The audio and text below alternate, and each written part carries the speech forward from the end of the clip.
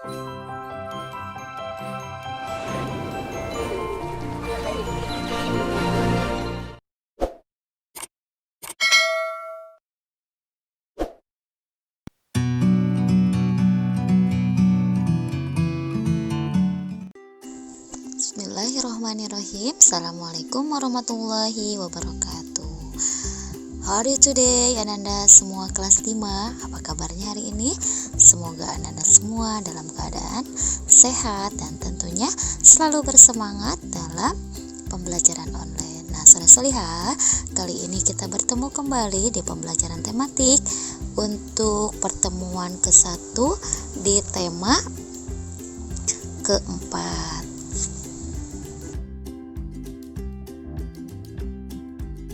Untuk muatan pembelajaran hari ini, kita akan membahas mengenai organ peredaran darah pada hewan serta menjelaskan informasi dari paparan iklan. Muatan pembelajaran ini yaitu muatan IPA dan bahasa Indonesia. Sebelum kita melanjutkan ke pembahasan, mari kita awali pertemuan kita dengan membaca doa akan belajar. Bismillahirrahmanirrahim. Rabbi zidni ilman warzuqni fahman waj'alni minas sholihin. Ya Allah, tambahkanlah aku ilmu dan berilah aku karunia untuk dapat memahaminya, dan jadikanlah aku termasuk golongannya. Amin. Yang pertama, kita akan membahas mengenai peredaran darah pada hewan. Jadi, peredaran darah itu tidak hanya dimiliki oleh manusia, tetapi hewan pun memilikinya ya, solih-solihah. Kita simak yuk penjelasan selanjutnya. Nah, peredaran darah pada hewan itu terbagi ke dalam dua. Yang pertama ada peredaran darah terbuka dan yang kedua peredaran darah tertutup. Peredaran darah terbuka adalah peredaran atau distribusi darah ke seluruh tubuh atau jaringan yang tidak selalu melewati pembuluh darah. Yang kedua yaitu peredaran darah tertutup, yaitu sirkulasi darah ke seluruh tubuh melalui pembuluh-pembuluh darah. Jadi bedanya itu ya, kalau terbuka dia tidak melewati pembuluh darah, sedangkan tertutup melalui pembuluh-pembuluh darah. Itulah peredaran darah pada hewan. Contoh hewan yang memiliki peredaran darah terbuka yaitu udang, moluska. Nah, moluska ini adalah hewan lunak ya, solih-solihah. Di situ terdapat siput, keong, ya, dan yang lainnya. Yang ketiga yaitu serangga. Nah, serangga juga ini banyak jenisnya ya. Ada kupu-kupu, ada lebah dan sebagainya.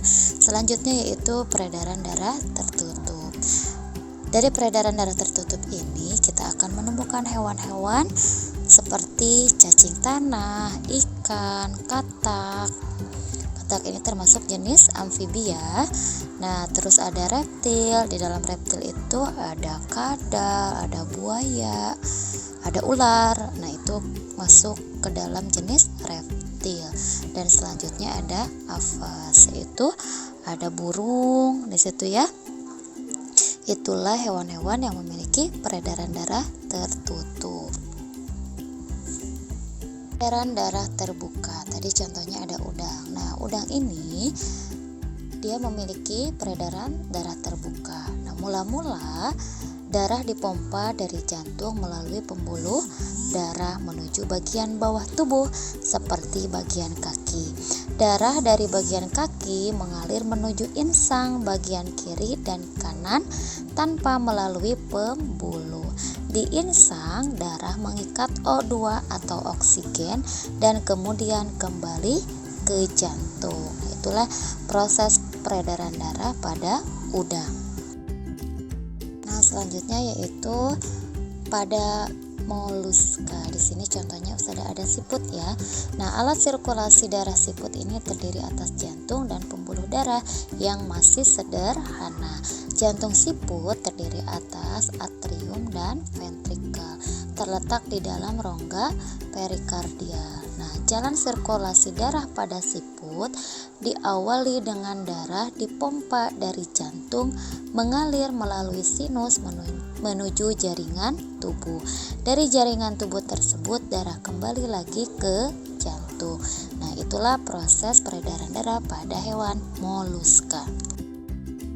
Lihat selanjutnya organ peredaran darah pada serangga. Nah, organ peredaran darah serangga itu ada dua ya, yaitu jantung dan satu pembuluh darah atau aorta. Jantung pada serangga disebut jantung pembuluh yang terletak memanjang di sepanjang punggung. Nah, darah serangga biasanya berwarna bening karena darah tidak mengandung hemoglobin yang berfungsi untuk mengikat oksigen. Sistem peredaran darah serangga menggunakan sistem darah terbuka. Nah, urutan peredaran darah serangga ini yaitu jantung, aorta, seluruh tubuh, serta ke jantung yang terakhirnya. Nah, itulah sistem peredaran darah pada serangga. Lihat, sekarang Ustazah akan memperlihatkan jenis dari hewan serangga. Itu apa di sini? Ya, betul, di sini ada seekor nyamuk. Nah, seekor nyamuk ini bisa berbahaya bagi tubuh sesuai dengan jenis nyamuknya ya. Tidak semua jenis nyamuk itu berbahaya untuk kita. Dan di sini kita harus berhati-hati ketika kita menemukan nyamuk yang menyebabkan kita demam berdarah. Nah, di sini ada sebuah contoh apa? Iklan. Nah, ada yang tahu iklan itu apa? Yuk kita simak bersama-sama. Soleh-soleha, ada yang tahu nggak apa itu iklan?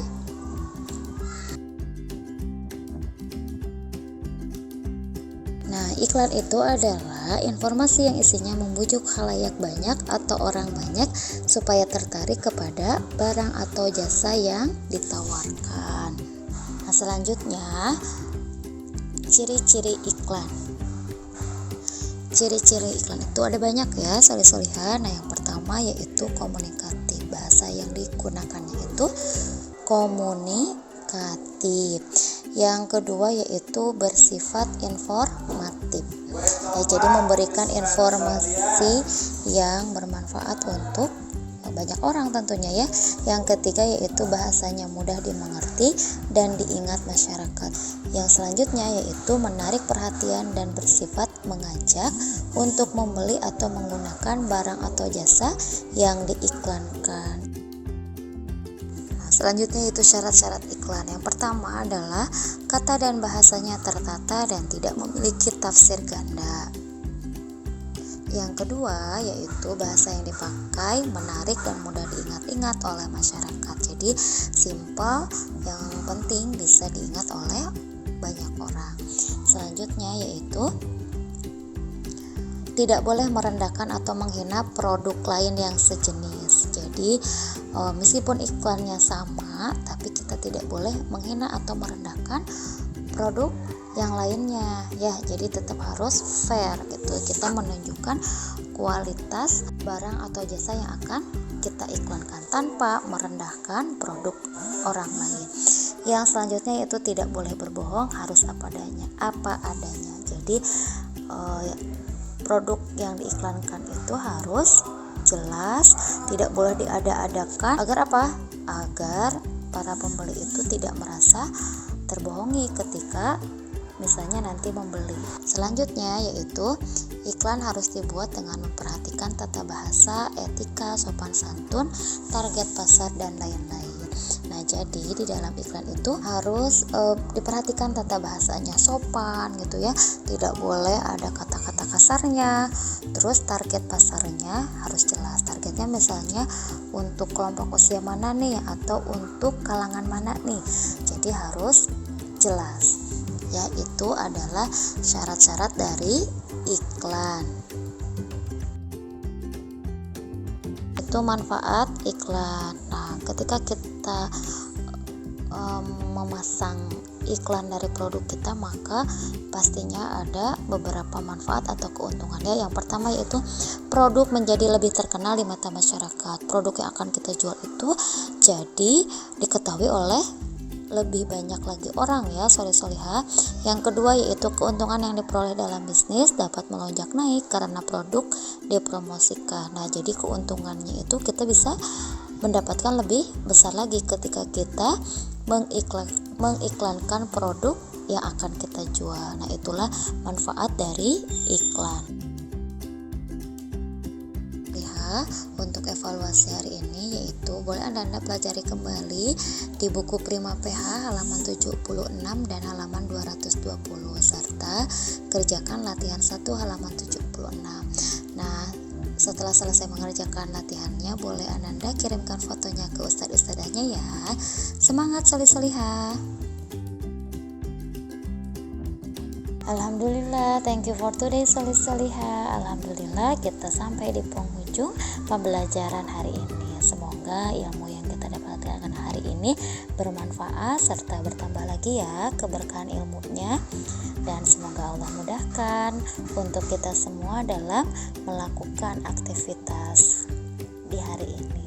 Nah, sekian dari Ustadzah. Wassalamualaikum warahmatullahi wabarakatuh.